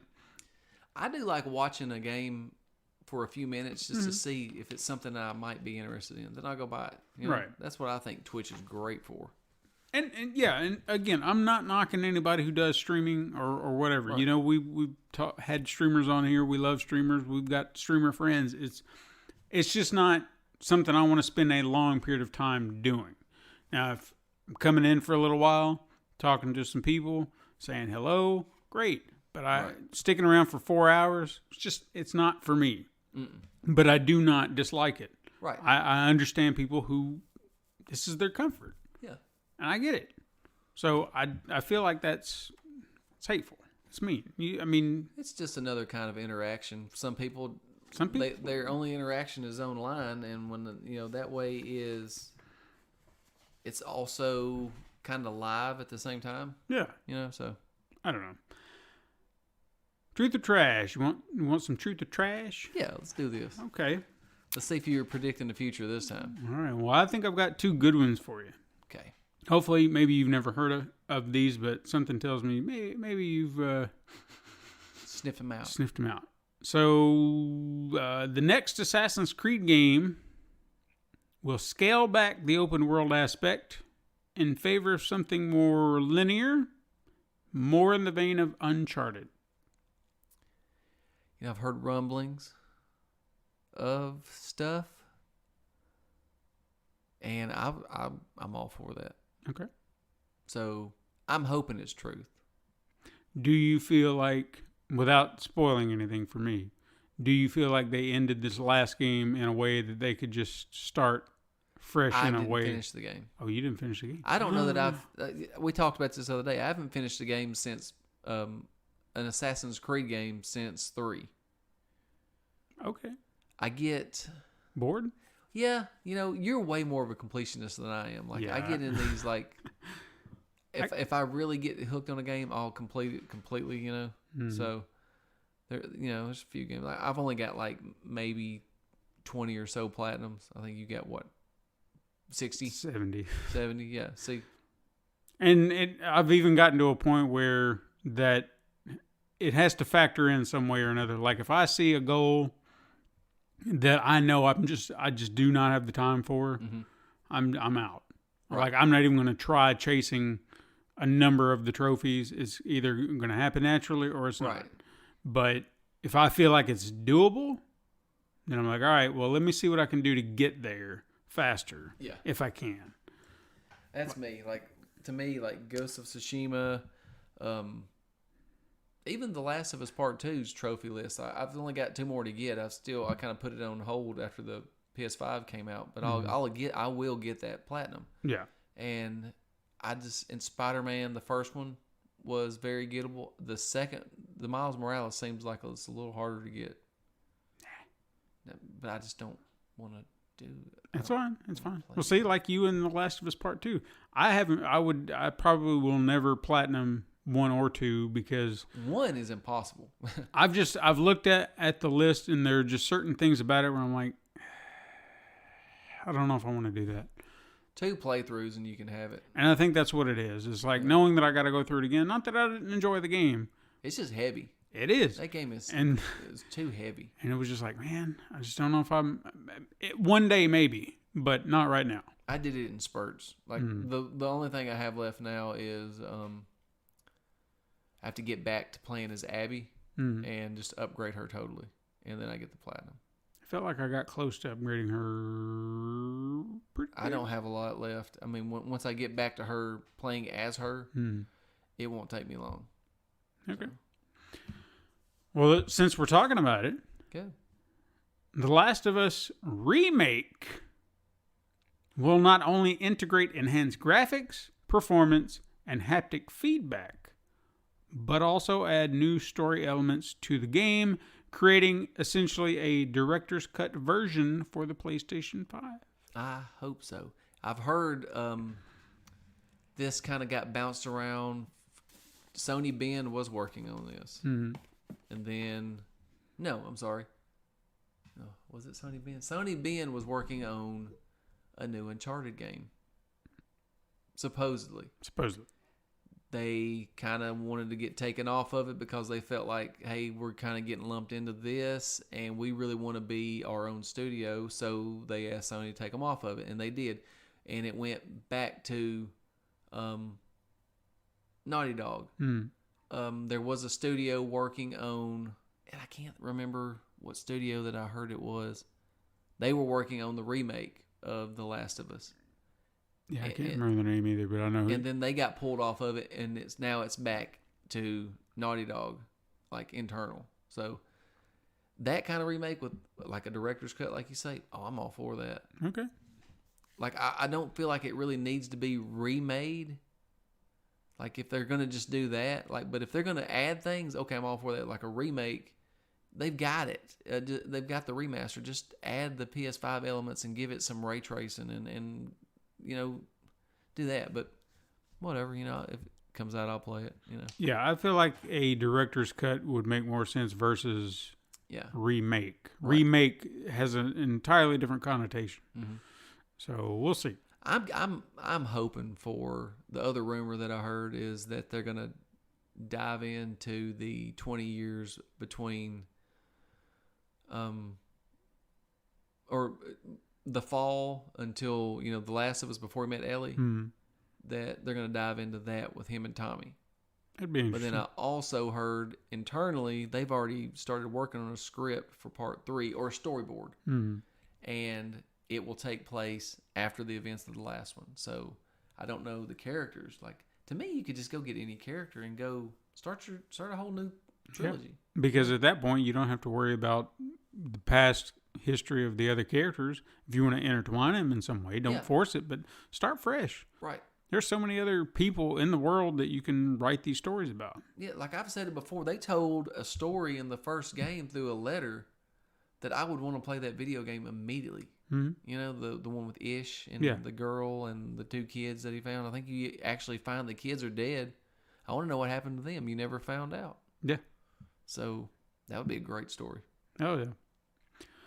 Weird news. Weird news. Got one little story for you. Does this have any kind of sex in it? Sorry. Do you remember when Pokemon came out 25 years ago and then there's like this slow burn? And then there was this huge frenzy and it became this pop culture phenomenon? Oh, God, no. I don't, how can I forget it? I wish it would go away. I mean, 25 years. That's a long time. We're older than Pokemon. But it's almost as old as me. Yeah, that's true. And it's been going, like, I feel like it's, do you know how much people pay a shit ton of money for these cards? Anything Pokemon on it, they pay, I think they would give their firstborn for some of these things. Well, it's funny you should say that because that's exactly what we're talking about. Because to celebrate Pokemon, or the Pokemon 25th anniversary, Pokemon Company partnered with General Mills to issue 14 different cards in packs of 3 in specially marked boxes of their cereals from the company. Not only that, but holographic Pikachu cards can be found, and some retailers were issued exclusive cards. You will not be able to keep that fucking cereal on the shelf. What do you think's happened? They ain't been able to keep it on the shelf, have they? Well, not in the way you'd think, because if you're hoping to get some of these cards, you're going to be shit out of luck, because it seems scalpers are going out and cutting open cereal boxers, Oh my God. taking the cards out, and then leaving a mess on the floor. And then you'll find these cards on eBay for upwards of whatever money these cards go for. So the stores are having to improvise. So what do you think they're doing? Put them behind locked doors. Well, you'd think that would actually be a smart thing to do, but so far right now they're using anti-theft devices on cereal boxes. So if you go to a grocery store and you see one of those anti-theft things they put on certain things, it's got the big, I don't know what it is, but it looks like a big speaker with the straps around it. Yeah, you're going to see cereal with all that shit on it now because of scalpers. They just put them over in electronics. Yeah, why? I mean, why not? So, yeah, keep your eyes out for that. In fact, send us pictures if you see that, because I find it amusing. I hope that I haven't seen it at Walmart. I haven't either, but keep your eyes open for Pokemon labeled General Mills cereal boxes, Trix, Cinnamon Toast Crunch. Oh, so it's just it's not like its own brand. It's just like... No. The cards are in those cereals. Holy shit, that's even crazier, because now they got to do all those. Yeah. Oh, damn it. Hey, you know what you haven't done in a while? What? I think it's time that you want to buy something for $1. Oh, I'm always up for that. Where's the guy that sells the shit? Where's he at? He left. He retired. Oh, I missed, what's his name? Shady? Shady Deals or something. Shady Deals. That was him. I miss him. Anyway. God, he sent me a text the other day. Did he? Yeah. Okay. Trying to sell me a Christmas wreath. Okay. Yeah. It's fucking May. Yeah, in May. Why not? Hey, you love PlayStation. Love it. You love your PlayStation 5? Love my PlayStation 5. Do you love basketball? Used to. You love Nike? They're okay. What about Paul George of the LA Clippers? Don't give a shit about him. Well, hey, what if? They got a shoe. What if I sold you a shoe? What do you want a shoe? What? It's a white sneaker. A white sneaker with blue. Blue accents. All the door looks like a PlayStation. Like you could see it and be like, damn, that looks like a PlayStation 5 on his feet. Look at it. How much am I wanting to give for this? Well, I don't know. How much are you willing to pay? Because, I mean, this is a sleek sneaker. It's got logos and shit on it. This is his real basketball shoe. This is his shoe. And it's got his logo on it. I didn't even know a man could have a logo, but it's got his logo on it. It's got the PlayStation Jordan's 5. got a logo. Okay, well, PlayStation 5 has got a logo. That's on it. Nike's logo's on it, obviously. This motherfucker looks like a NASCAR. It does. But it looks like PlayStation 5 on your feet. So how much would you pay for this sneaker? So I'm looking at like basketball shoes now are probably running around $140. I bet these are going for $200. $199.99. That's my guess. Well, on May 14th, if you're lucky, you can get this pair of shoes for $120. Whoa. Yeah. Shit. So it's not as bad as you might think. No, this is going regular ass old shoe. But price. your ass is not going to get one because they'll be snatched right up. Scalpers will have them. So good luck with that if you want them. May 14th. That's next Friday. week? Next Friday. Thursday, Friday. Next Friday. Is Because it? that's 7 days. Yeah, it is. Next Friday. That's right. We can do math. Yeah, we can. Math is fun. Math is fun. Hey, why don't you tell us about Returnal?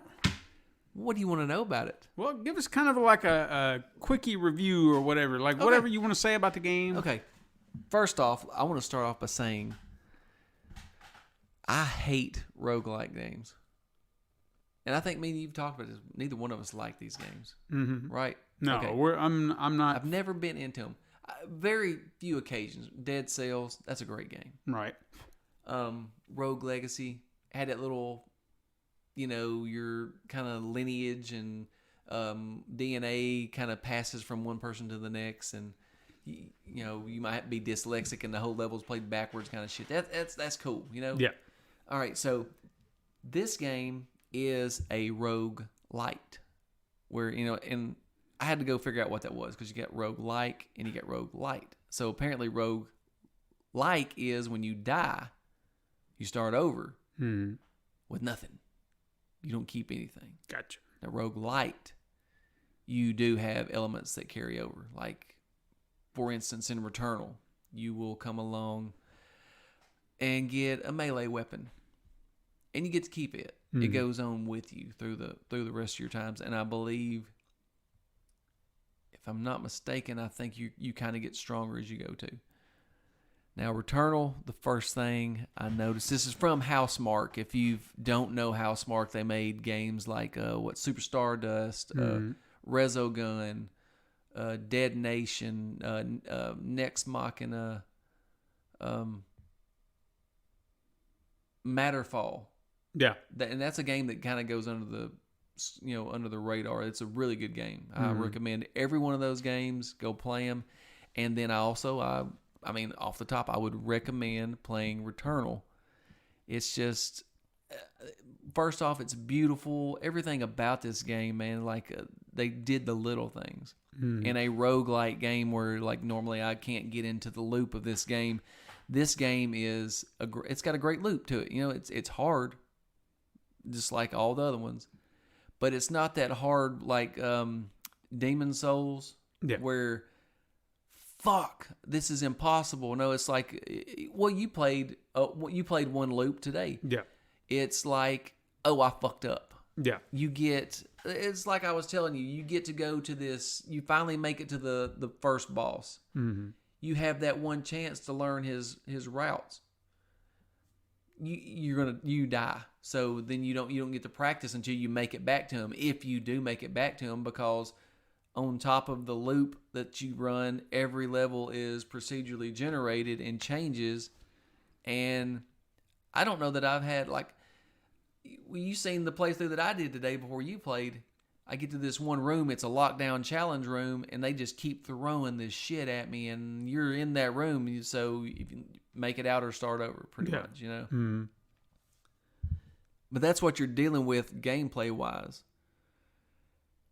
As far as graphics, man, it's beautiful.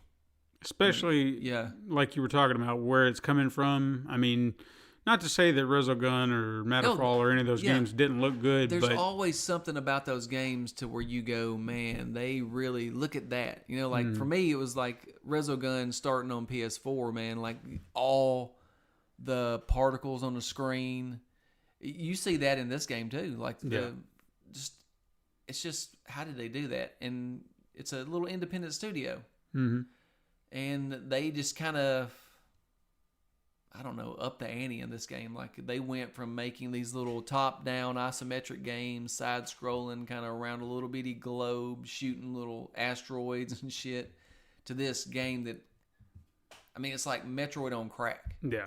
Did it not? Do you think that's a legit thing? Is Metroid? It definitely like a Metroid game. It definitely has a Metroid-esque feel, depending on what Metroid game you've played, because Let's say Metroid Prime, right? well, Metroid Prime was more of a first person. Yeah. But again, there is an element to it where I could say, like, if I wanted my Metroid, it would be like this, to Right. where I could kind of get around and shoot. Like, I didn't mind the first person after I got used to it, but it wasn't my preferred choice. Right. So this would be what I would kind of hope out of Metroid Prime 4. But if you're calling it Prime 4, I expect, First person. yeah. The controls are smooth too. That's Yeah. one thing I noticed. Like it almost feels like a Housemarque game. When you play it, I'm like, this is a Housemarque game. You know, like it's you got the dash to get out of trouble. You got, your guns and your secondary fire. You know, you got all that kind of stuff. That was all in every Housemarque game has had that. They really take their time with the haptic feedback on the controller. That's one thing that I noticed from the get-go is when you start your loop, Yeah. it's usually raining when you're beside the ship, and you can just feel it. Like it takes me back to was the Astro's Playroom. Mm-hmm. It's used in that same way, like where your secondary fire is a full pull through on the L2 button, whereas your regular aiming, it stops you from going all the way through. And then you got your regular shot, and you got your good vibration, like especially from the raindrops. It's like just little bitty pellets. I left it sitting on my couch arm today, right when you were waiting. Yeah. And you said, I got to go to the bathroom. I'll be right back. Wait. I sit it down, dude. It sounded like I was hearing sprinkles on, just like it was hitting my couch. Yeah, it was crazy. I couldn't believe. I was like, wow, that's fucking cool, you know? Yeah. It's just, I don't know, little things like that, like kind of set it. To me, it's like where you go, Miles Morales is a PS5 game. This is a PS5 game. It's not a PS4 game. Yeah. And there's those differences. Now, saying all the, it's beautiful and all that, I guess the story of this game also is kind of intriguing so far. Now, I haven't finished it. I'll be honest, I haven't made it out of the first biome. There's 6 biomes, and I keep screwing up something. But the best thing about this game is the story keeps progressing. The more you play, you're learning little secrets from like data logs, and it seems like you get stronger, like I said earlier. And I still haven't made it into the house that is in the trailer. They showed the story play trailer. You walk into the house. I'm wondering when that is. But like you play as Celine, a what do they call her? Like a space scout or some kind of scout. Like, to me, she's like she studies planets or something, or does some kind of recon for them. Yeah. Her plane crashes, or her ship crashes, and that is where you start the game every time. When you boot the game up, there's no start menu. It says Sony Interactive Studios. You see the PlayStation logo, which I love that new logo, by the way. It's kind of like Marvel. Reminds me of Marvel, You see that, and then you go straight into whatever crash scene they're going to show you this time, Yeah.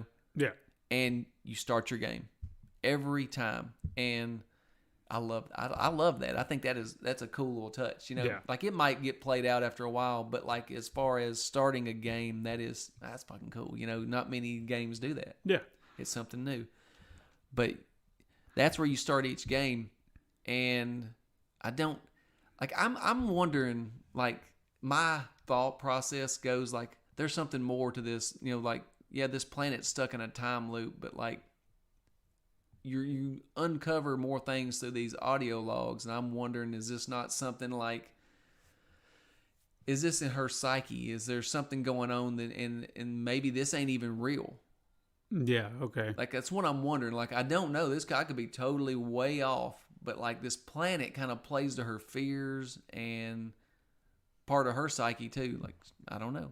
I'm thinking, is she just a regular ass astronaut because she keeps busting out, like the astronaut keeps following me, You see these little things, of an astronaut every so often. So like, while it's a roguelite, I feel like there's this deep story that you can learn while you're playing it. And that's unusual for a roguelike. And Housemarque themselves, like, this is their first time to me that they've had an actual story to dive into. Right.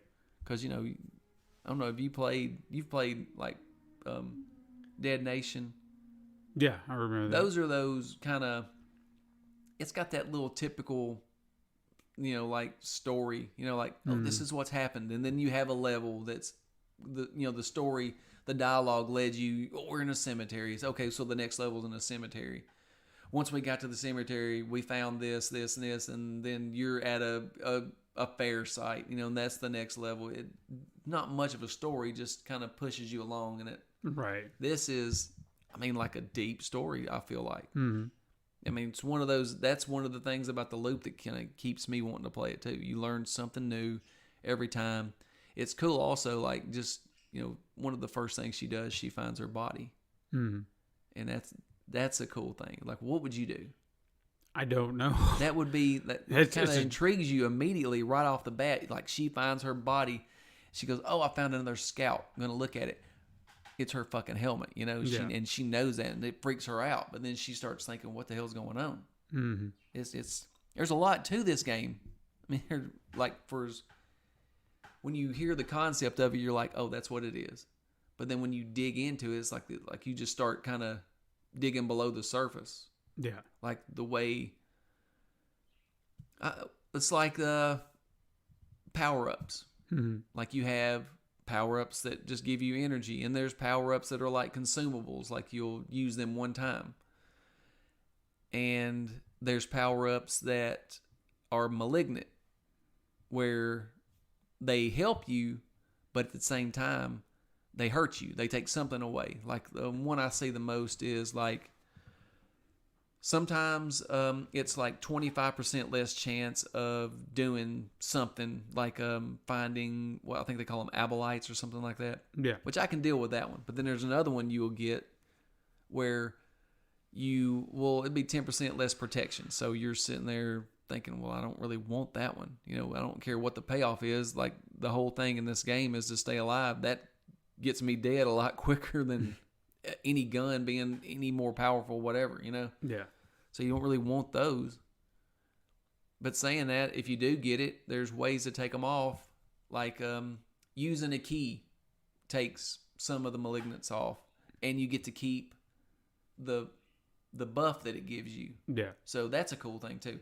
And there's, also, like, you can take them off the rip. Like, there's some consumables that automatically take off any kind of malfunction that happens to your suit like that. Mm-hmm.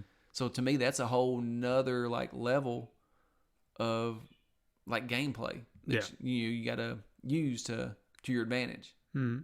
So, I feel like I've played at least 10 to 15 hours of a game that should take you 20 hours to beat if you go straight through, from what I understand. Yeah. And I feel like I haven't even got to the meat yet. Mm-hmm. Just, even though it still progresses, I haven't got anywhere near close to what I could be. Just from the little time that I played it, like, I'll admit, and I probably admitted it several times on this show, there was a lot of things. The rogue aspect is what turned me away. I was like, man. And then when they said the procedural generated, right, I was like, God, I want something simple. Like, the concept sounds great as far as the story, and maybe there's a reason for all that other stuff. Now, if you can give me a reason for that, then you know what, I'll start easing into it. But I did play it, feeling the controls felt better. It kind of put my mind at ease, made me want to play it just a little bit more, actually getting my hands. So tight, dude. That is one of the things. Like I was saying, it's a Housemarque game. If you've played Resogun, it feels like Resogun. And even when the combat was hectic, it felt manageable. Mm-hmm. Like, it wasn't like, well, here's this one character and he's going to hit you one time and you're going to die. Right. It wasn't like that. It was just like, just keep, like any other game, keep focus on what you're doing. Just keep moving and use your surroundings to your advantage. You'll be fine. So it didn't feel like it was overwhelming to that degree. But I did see you get overwhelmed in that one challenge room where you're talking about. And that room is different than the other rooms completely. Right. Like, so I didn't get to experience that, but I did watch him, and I'm not saying that the game can't be challenging. I'm just saying that unlike Bloodborne or Sekiro or whatever other rogue type comes at you, the threats are manageable enough that you just have to be aware of your surroundings. You have to know what you're doing. You can't sleep on it. You got to keep at it. So the boss was still difficult though. That's the part I can't figure out. You picked the thing up and you went from the crash site to the boss and you fought the boss, and it's like that is that's unusual in a roguelike game to go straight from one that quick. You know what I mean? It's like that can happen. Now, there's been times when the path is not like that. The path is, he's way further on back in the level, and getting there is a little more challenging because you got to go through the other rooms. But that is the, I don't know, man. Like the way the procedurally generated version on this compared to other roguelike games that I've played, I like that. I would take this on Returnal over all the other ones. Yeah. Because everything is familiar and you're just in the biome. So like the first one is called the Overgrown Ruins, I think is what it's called. And it just changes it, but it's just, I don't know. It doesn't feel overwhelming like that. It always, in those like Metroidvania roguelike type games, man, that overwhelms me. Yeah. You know, like, God, I just figured this out, and now you're changing it. It's like, it sucks. Yeah. No, I get that. And that's one of the reasons that I've avoided a lot of them. I know Hollow Knight was one of those that looks great. Right. And I could play it, but that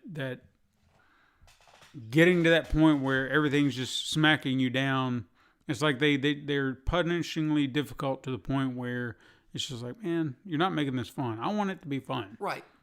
And that's one thing about this that I have not felt one less bit of fun. Even when that room was hard, I did that. I screwed up. Yeah. It wasn't the room that did it, even though it was hard. I just wasn't on my A game at that point, you know, and so I fucked up. I mean, I made it. I think there's like 4 waves at that point. I was at wave 3, and that combination that they threw at me, I wasn't ready for it, you know. And see, when I was fighting the boss, I was trying to figure out his pattern. Yeah. And I got at least, 1 bar off of it? You got 1 bar. No, you got 2. Did I get 2? Yeah, you were in. No, you got just 1. Yeah, you just. Yeah, got I one thought bar. it was just 1. But I got 1 bar off of him, but I made a mistake somewhere, and then I just got careless. I was like, you know what? I'm going to die anyway. Yeah. So I just went after him, you know. When he hit you with that big that bolt, that big one, yeah. that big beam, whatever he's got, that's when it does it to me too, man. It's like it breaks you. Yeah. And you're like, fuck, okay, I'm not going to do it. Fuck it. Yeah, and you just go balls in. You're Yeah. just like, yep, well, we're going to do this. See, that's another thing that I figured out, like, throughout the game, or throughout that level, just at that level itself, I found a refractor, I think it's called. You can get in it, sleep, get all your energy back. You can visit it as many times as you want. And I found, like, there's also, like, fast travel. Like, as you unlock these little discs that you can jump in and teleport through. Well, I'd be usually right before you walk into the boss fight, 1 lights up. So I figured out, hey, fuck, I'm going back to my ship. And then your ship, there's your bay. You can go in, take a nap, have your little dream, which every time it's been different, except a few times. Like, I've seen the one that I showed you today. Yeah. I've seen that a couple times. But for the most part, they've been different. But when you wake up, your health is full. And so then you go back, get in the thing, go right back to the boss fight. You're ready to go. At least you're starting off with a full health. Sure. So that little tactic has helped me out too. But it's a pain. It is a pain, and it's one that I will see this game to the end. I promise you that, because I want to figure this thing out. The story itself is what is intriguing, and it makes me want to keep going. Yeah. I want to get in that house. I want to see what the fuck's in that house. It's been locked every time I've seen it. I've seen it 5 times. I want to know what's in there. But see, this proves that roguelike or roguelite can be enjoyable to those of us who don't care for them all that much. I think roguelite, if I'm a bigger fan of that than roguelike. Probably, me too. Yeah. I like being able to bring things with me, like especially if I've earned it, you know? Yeah. And there's other things like I earned stuff to help the melee, my sword. Mm-hmm. You find artifacts. I've earned that. There's so much stuff in this game that you just don't even think about. It's little things that add up to big things. Yeah. And I didn't see it coming in this game. I didn't know what to think when I think we were watching this shit together. What the fuck is Returnal? What's that going to be? It's Housemarque. I love Housemarque. They don't make good games. They make great games. Yeah. And this proves it. Like, even given this is a studio Sony needs to buy. Mm-hmm. They could afford that. Buy these motherfuckers. You know what I mean? Yeah. Give them some of your big IPs.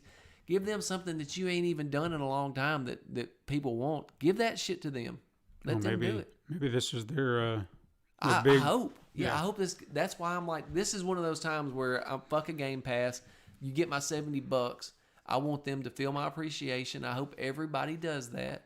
Mm-hmm. I mean, we heard about Sony being like, apparently that the day's gone. There won't be a Days Gone 2 because of nobody buying it.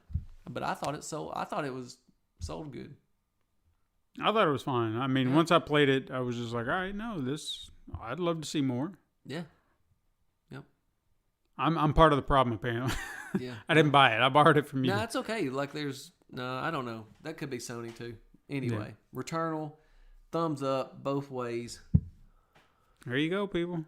What would you like your first impression? Like just for the little bit that you played it. First impression. Do you want to keep? Would you want to keep playing it? I kind of want to play a little bit more now. Yeah. Okay. After actually getting my hands on it and trying it, I'm like, okay, I'll give it. It changed your mind. Yeah, it did because I just had a preconceived notion. Playing it now, still understanding what the overall difficulty can be and the premise of it. Right. I felt like I did all right. Dude, you did great. So, and that's just picking it up and playing like that. Yeah. So I feel like I can pick up the learning curve pretty quickly and just, I just got to play it. Right. Once I play it and I'm in it. Oh, dude, you'll get hooked on this shit. I know you. Yeah. So I'm sold on it. Yeah. I'm in. That's good. I'm glad. I'm real. Like I said, man, I've been a Housemarque fan since Super Stardust, and Dead Nation really sold me on them. Yeah. It's got zombies in it. Oh yeah, for sure. So I have to do Returnal meets Dead Nation or whatever. Yeah, dude, that's great. That's a great idea. It is a great idea. I would like them to do a Dead Nation like that. That's what I meant. Just like that. That's your crossover. That's your loop too. Yeah. It's like you die at a car crash. You come back at the car crash. At the car crash. Yeah. Well, there you go, people. Go check out Returnal. Yes, please. But beyond that, that's our show. That's it. That's it. Hit us up sometime on Twitter at SuperMegaCrash. You can send us an email at supermegacrash@gmail.com. You can find us on Instagram to view our weekly icon art. I'm trying to get this out. I don't have to do this anymore. Lace does this. See, I'm out of touch. Yeah. Support the show by liking and leaving reviews on your preferred platform, even going to patreon.com/Pencil and Paper Productions, and tell your friends to search Super Mega Crash Brothers Turbo on Apple Podcasts, Podbean, Spotify, Google Play, Stitcher, Pandora, iHeartRadio, Amazon Music, and even youtube.com/Pencil Paper Productions. Thank you so much for listening. I am Stephen White. I'm Todd Stark, and I'm Lacey of Finley. And join us again next time, Super Mega Crash siblings. But until then, game on.